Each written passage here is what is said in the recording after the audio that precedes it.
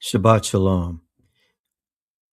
Our meditation on this Shabbat is entitled The Case of the Amalekites.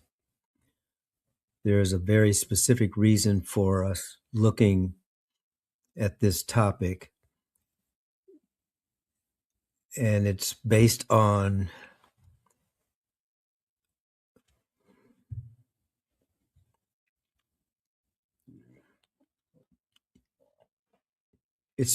the premise that we are, as human beings, triune in nature.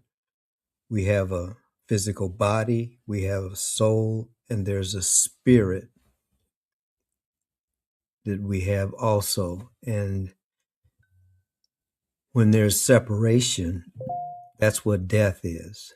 So with that as an understanding,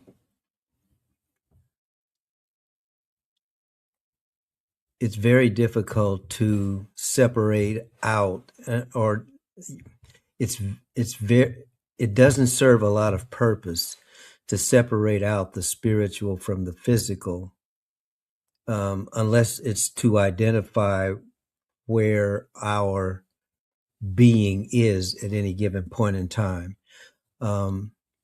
So since this nation is at war, active war, in concert with another nation against a nation, this lesson has to do with the dynamics of giving credence to how the war is being prosecuted.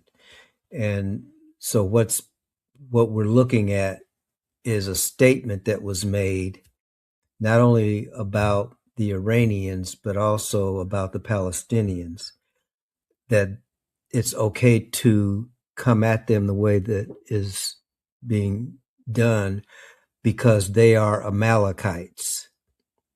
And the scriptures give the nation of Israel the instruction to destroy completely all of the Amalekites.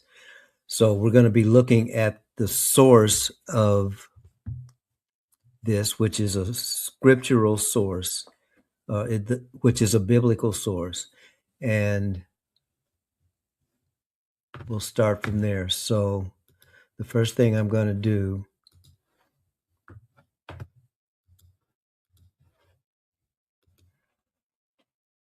is pull this up, and it's called The Amalekites and Israel, Past and Present.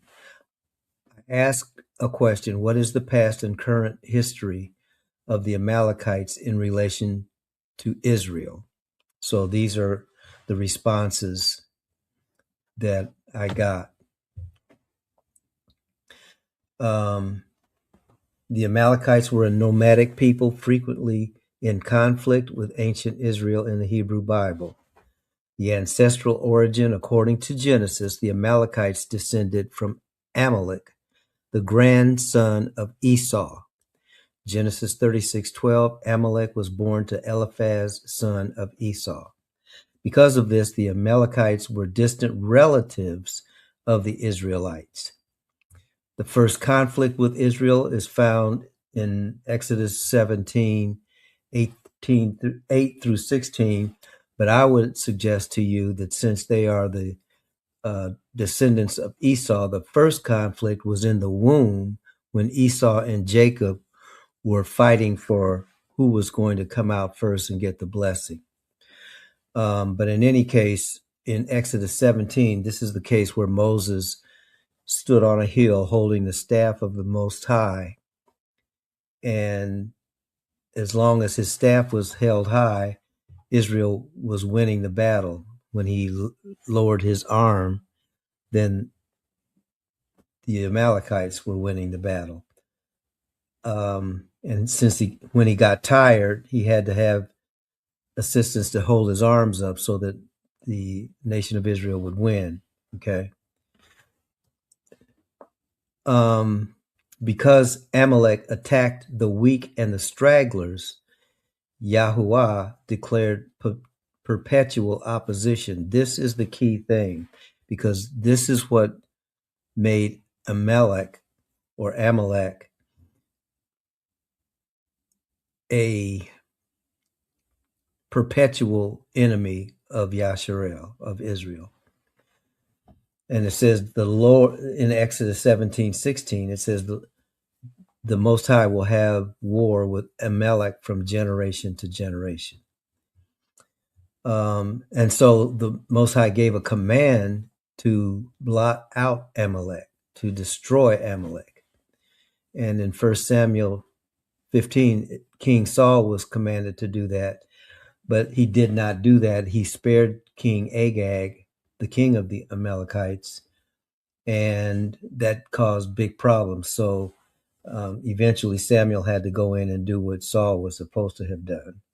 The historical fate of the Amalekites outside of the Bible, historical records of the Amalekites are sparse. Most scholars believe that they were a desert tribal confederation living in the Negev, Sinai, and northern Arabia.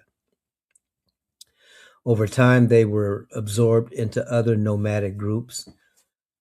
By the Persian or Hellenistic periods, they likely no longer existed as a distinct nation, which would make sense because there's this guy that's going to come up pretty soon by the name of Haman, who was an Amalekite. In terms of Jewish tradition,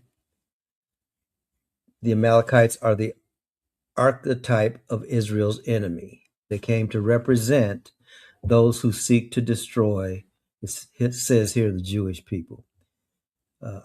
In rabbinic literature, symbolizes irrational hatred of Israel, opposition to the Most High, and forces of chaos and evil. I would suggest that this hatred of Israel is not irrational.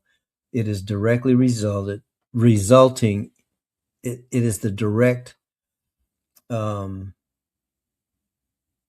result of the hatred between Esau and Jacob, because Jacob got Esau's birthright, and that has been the problem from that point on.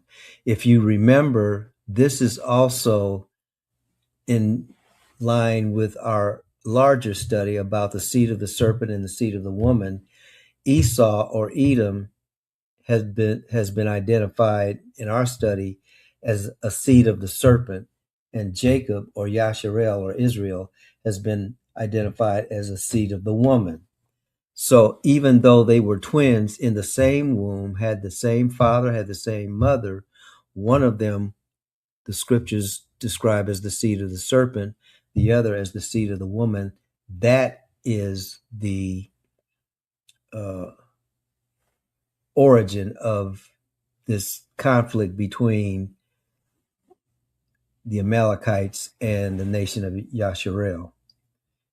Haman, I mentioned Haman. This most likely happened after, as it says here, they likely no longer existed as a distinct nation by the time that the Persian or Hellenistic periods happened. So Haman was actually a part of, where is he? Okay. Haman was actually a part, there he is, of the Persian Empire and was in the king's court. So although he was in Persia, he was not Persian. He was an Amalekite. So some traditions interpret this as Haman being a descendant of Amalek, because his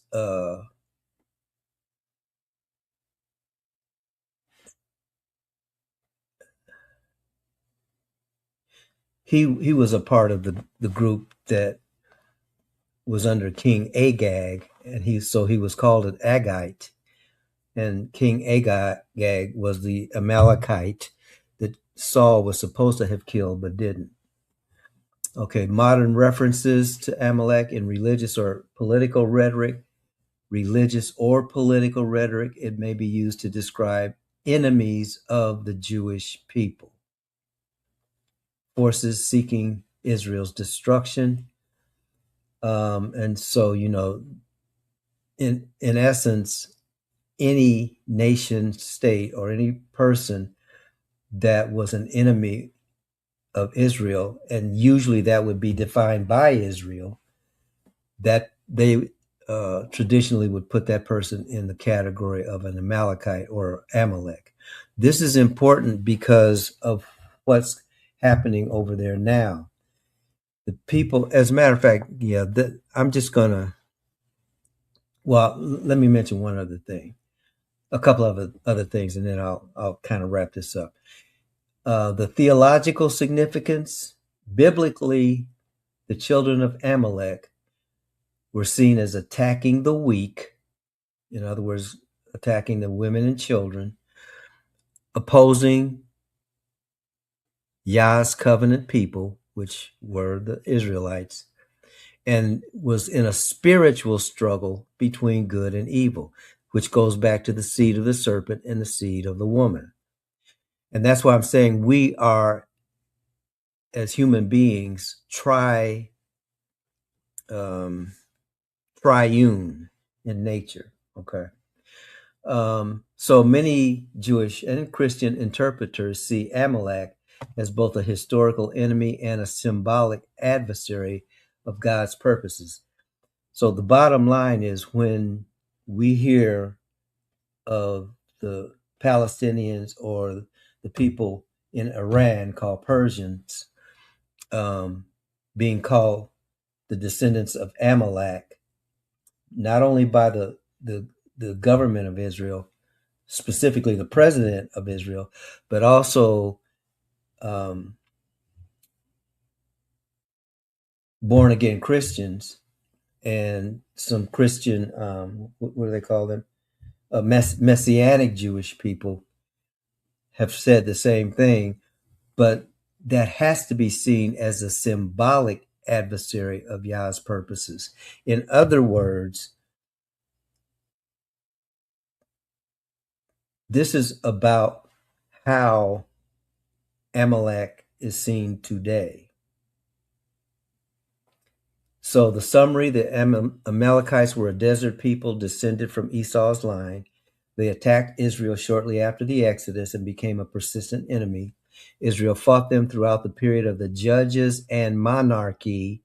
They eventually disappeared as a distinct nation. But then in later Jewish thought, Amalek became a symbolic term for those who oppose Israel or Yahuwah. And that's how they should be seen today, as a symbolic term. So there is a teaching on YouTube, actually, that the Father has made a direct correlation, which is why the teaching is that what Israel is doing now is fulfilling prophecy. That's what I'm pushing back at, because in order to fulfill prophecy, it has to be the same people. The people that Israel is in war with now are not the Amalekites, because they historically do not exist in 2026. They only exist as Israel defines them to exist. So that's one point. The other point is that Haman lived in Persia, but Haman was not Persian. Iran is not Amalek.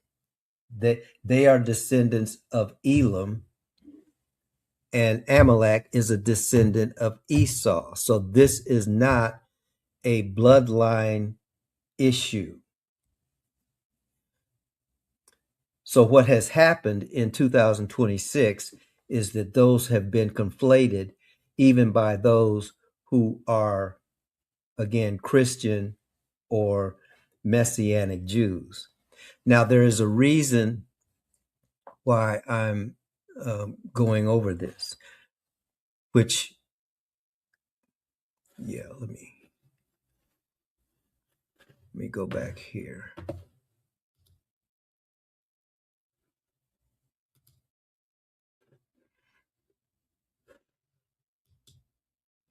Okay.